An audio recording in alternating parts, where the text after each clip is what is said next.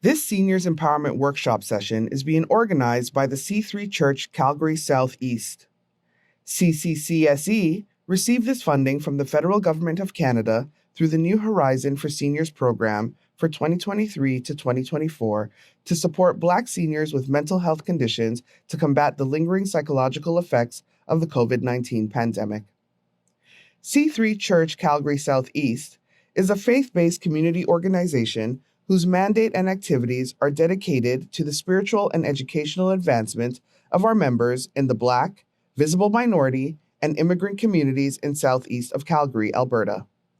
We coordinate socially inclusive, information-sharing workshops for vulnerable individuals that facilitate the development of basic social interactive community involvement of seniors and youths, advocacy, and other social development programs. As a faith-based community organization, we achieve our mandate and uphold our vision by providing direct services to as many as 254 Black and visible minority community members annually. These services include 1. Provide wedding services, marital counseling, and conflict resolution services to community members. 2. Providing counseling, social, and advocacy support systems for women impacted by gender-based violence and connect them with appropriate social and justice systems. 3. Increasing accessibility to social programming for Black seniors to improve their community engagement and combat social isolation and loneliness. And 4. Delivery of nutritional food and personal protective equipment to vulnerable Black and visible minority families. Hello, and welcome to the Seniors Better Living Workshop.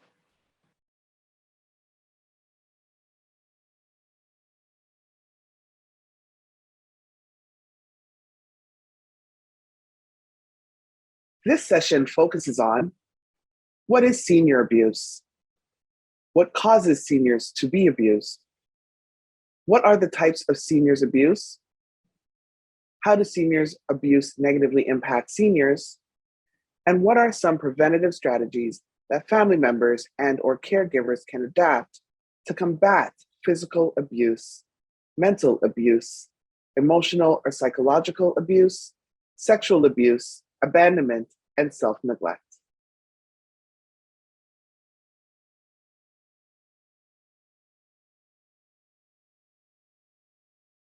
What is senior abuse? According to the Centers for Disease Control and Prevention, elder abuse is an intentional act or failure to act that causes or creates a risk of harm to an older adult. An older adult is someone age 60 or older. The abuse occurs at the hands of a caregiver or a person the elder trusts. World Health Organization defines elder abuse as a single or repeated act or lack of appropriate action occurring within any relationship where there is an expectation of trust, which causes harm or distress to an older person. This type of violence constitutes a violation of human rights and includes physical, sexual, psychological, and emotional abuse, financial and material abuse, abandonment, neglect, and serious loss of dignity and respect.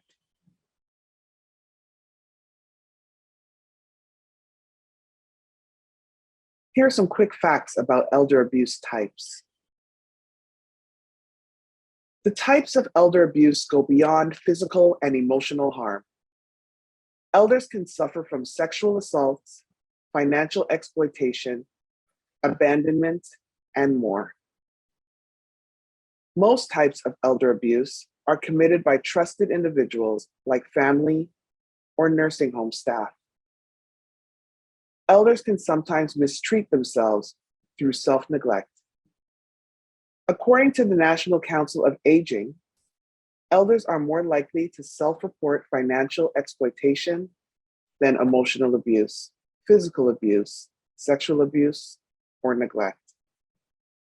Psychological abuse is the most common type of elder abuse. according to the NCEA.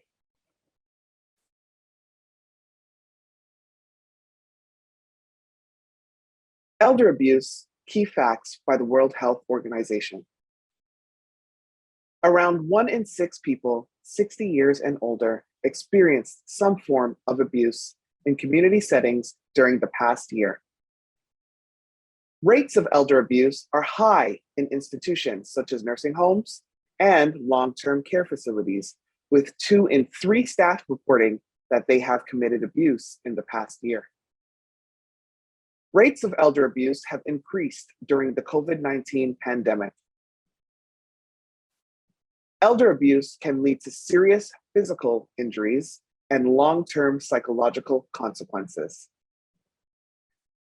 Elder abuse is predicted to increase as many countries are experiencing rapidly aging populations. The global population of people aged 60 years and older will more than double, from 900 million to about 2 billion in 2050. What are the types of seniors abuse? According to the Nursing Home Abuse Center, all types of elder abuse can lead to devastating consequences, including physical and/or emotional harm and even death. It is key for older people and their loved ones to know about all elder abuse types. They can use this knowledge to prevent abuse from happening or stop it before severe harm occurs. The Centers for Disease Control and Prevention identifies the following as the common types of elder abuse.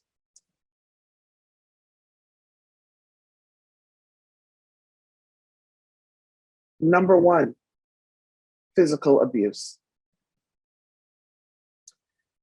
Physical abuse is when an elder experiences illness, pain, injury, functional impairment, distress, or death as a result of the intentional use of physical force.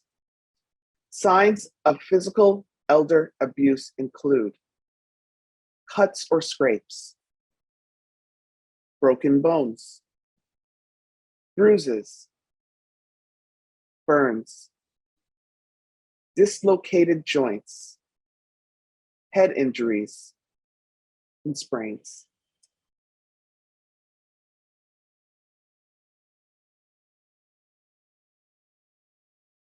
There are also signs beyond the injuries themselves that could mean an older person has suffered from physical abuse. These signs include a pattern of hospitalization for the same or similar injuries, delayed medical care for an injury, poor explanations for the elder's injury from care providers, trips to different emergency rooms to possibly avoid suspicion,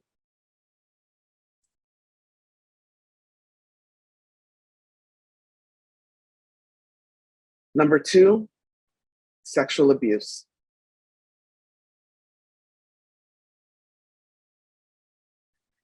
Sexual abuse involves forced or unwanted sexual interaction of any kind with an older adult. This may include unwanted sexual contact or penetration or non-contact acts, such as sexual harassment.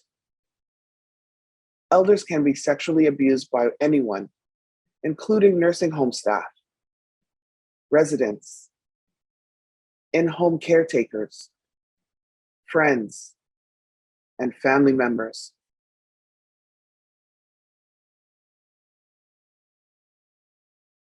Warning signs of elder sexual abuse include bleeding from the anus or genitals, bruised genitals or inner thighs, new sexually transmitted diseases or infections, pain in the anus or genitals, pelvic injuries, problems walking or sitting.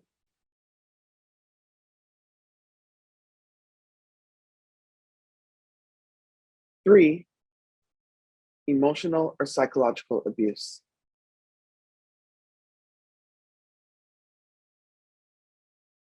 Emotional or psychological abuse refers to verbal or nonverbal behaviors that inflict anguish, mental pain, fear, or distress on older adults. Examples include humiliation or disrespect, verbal and nonverbal threats, harassment, and geographic or interpersonal isolation.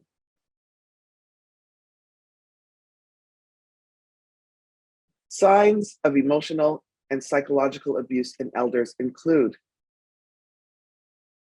appearing depressed, withdrawn, or scared, avoiding eye contact, different eating or sleeping patterns, isolation from friends and family, low self-esteem, mood swings, and sudden changes in behavior or personality.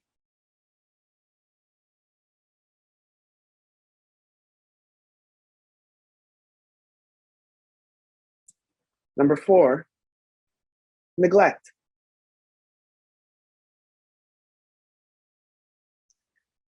Neglect is the failure to meet an older adult's basic needs.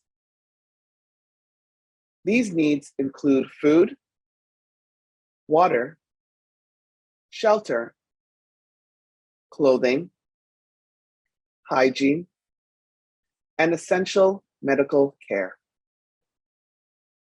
Self-neglect happens when an elderly person is no longer able to meet their basic daily needs, and they suffer as a result.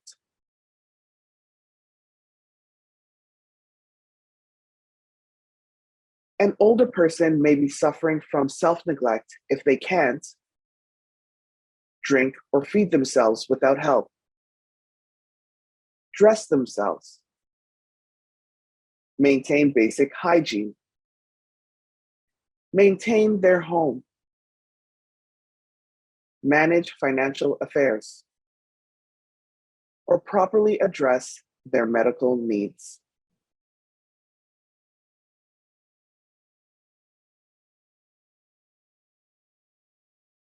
Number 5, financial abuse.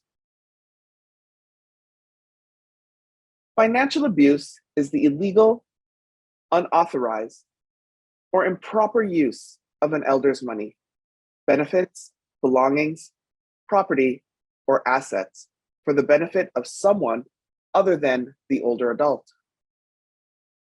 According to the MetLife study of elder financial abuse costs elders an estimated $2.9 billion every year.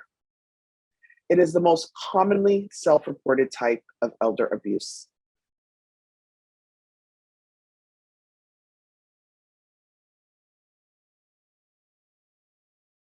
Warning signs of elder financial abuse include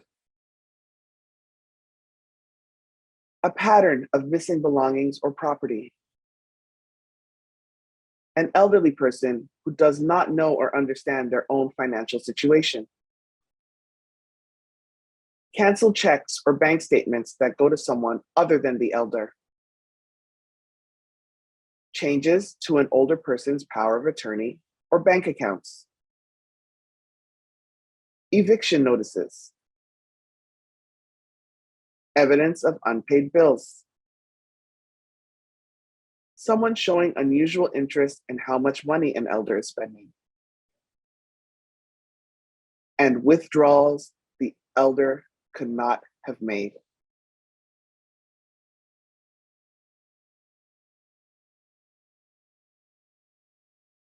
Scope of the problem. Many cases of elder abuse are not reported because elders are afraid or unable to tell police, friends, or family about the violence. Victims have to decide whether to tell someone they are being hurt or continue being abused by someone they depend upon or care for deeply. Research further shows that elder abuse is common. Abuse, including neglect and exploitation, is experienced by about 1 in 10 people aged 60 and older who live at home. Some groups have higher rates of abuse than others. Compared with women, men had higher rates of both non-fatal assaults and homicides. The rate for non-fatal assaults increased more than 75% among men between 2002 to 2016, and more than 35% among women between 2007 and 2016. The estimated homicide rate for men increased 7% from 2010 to 2016.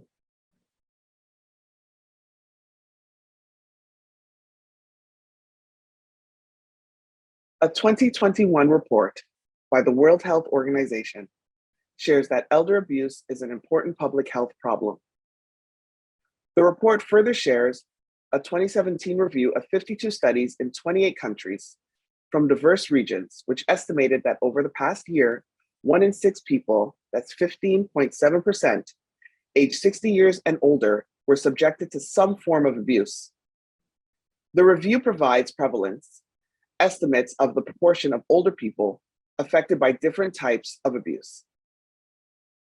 Data on the extent of the problem in institutions such as hospitals, nursing homes, and other long-term care facilities are scarce. However, a review of recent studies on elder abuse in institutional settings indicates that 64.2% of staff reported perpetrating some form of abuse in the year 2020. Emerging evidence indicates that the prevalence of elder abuse in both the community and in institutions has increased during the COVID-19 pandemic.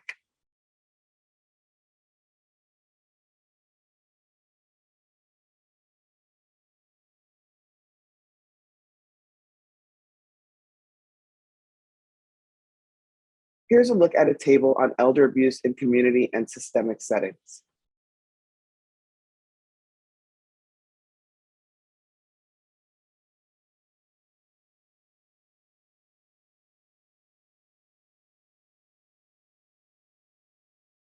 It's labeled elder abuse in community settings and elder abuse in institutional settings. And it also lists the types of abuse: overall prevalence, psychological abuse, physical abuse, financial abuse, neglect, and sexual abuse.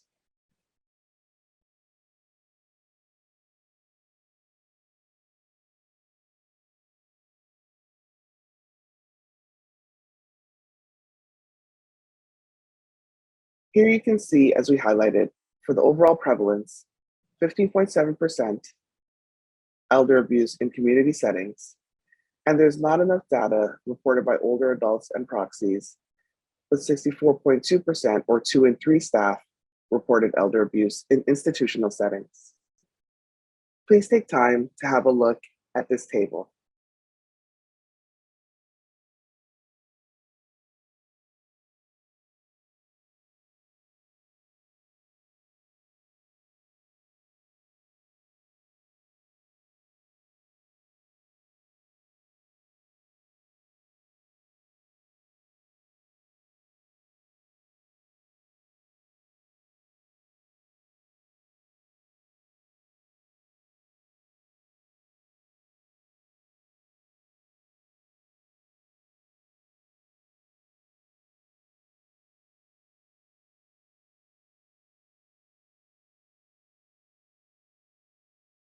Research further indicates that globally, the number of cases of elder abuse is projected to increase as many countries have rapidly aging populations.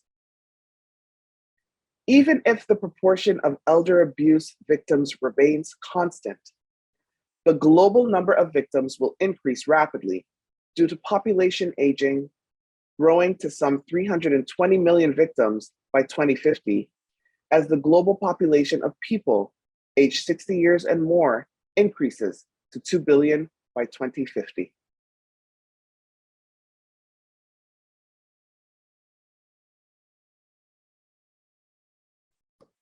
How does seniors abuse negatively impact seniors?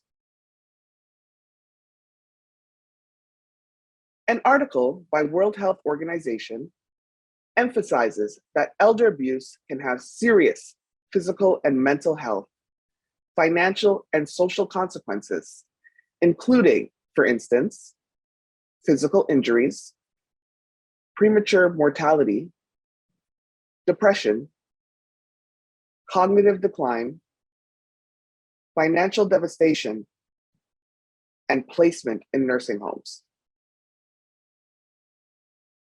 Victims are fearful and anxious. They may have problems with trust and be wary of others. Many victims suffer physical injuries. Some are minor, like cuts, scratches, bruises, and welts. Others are more serious and can cause lasting disabilities. These include head injuries, broken bones, constant physical pain, and soreness. Physical injuries can also lead to premature death and make existing health problems worse.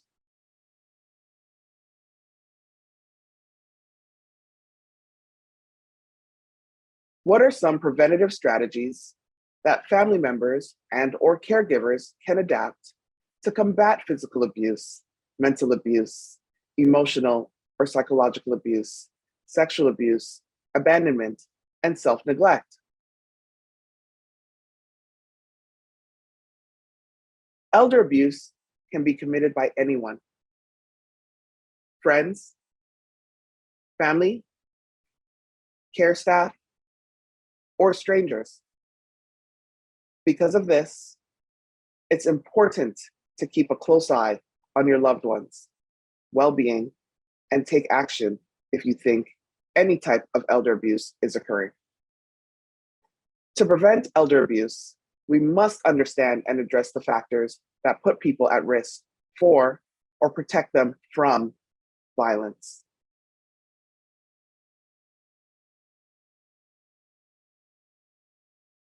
Some factors include: listen to older adults and their caregivers to understand their challenges and provide support. Report abuse or suspected abuse to local adult protective services, long-term care ombudsman, or the police. Educate oneself and others about how to recognize and report elder abuse. Learn how the signs of elder abuse differ from the normal aging process. Check in on older adults who may have few friends and family members. Provide overburdened caregivers with support, such as help from friends, family, or local relief care groups, adult daycare programs, counseling, outlets intended to promote emotional well-being. Encourage and assist persons, either caregivers or older adults, having problems with drug or alcohol abuse in getting help.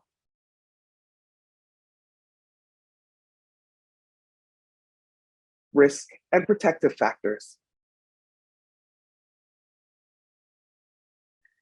A combination of individual, relational, community, and societal factors contribute to the risk of becoming a perpetrator of elder abuse. They are contributing factors and may or may not be direct causes. Understanding these factors can help identify various opportunities for prevention.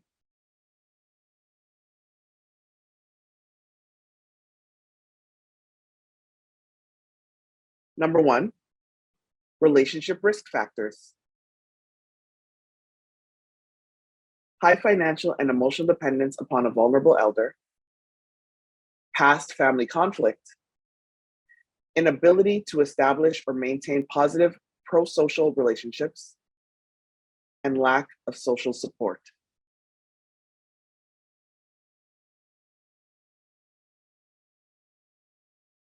Number two, individual risk factors. These are current diagnosis of mental illness, current or past abuse of drugs or alcohol, current physical health problem, past experience of disruptive behavior, past experience of traumatic events, high levels of stress, poor or inadequate preparation or training for caregiving responsibilities, inadequate coping skills, exposure to or witnessing abuse as a child, and social isolation.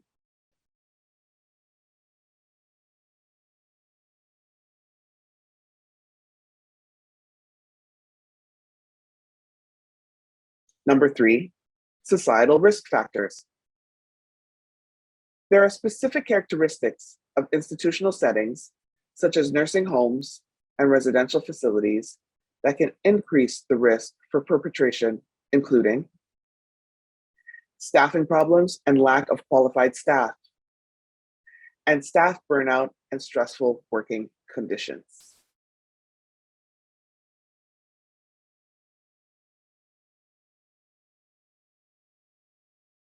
Protective factors for elder abuse. These are protective factors for victimization, individual protective factors, such as emotional intelligence, relationship protective factors, such as having social support, and community protective factors, such as a sense of community, meaning residents feel connected to each other and are involved in the community.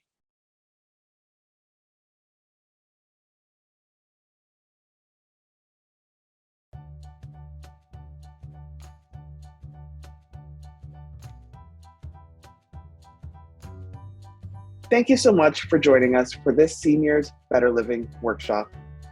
We look forward to seeing you again.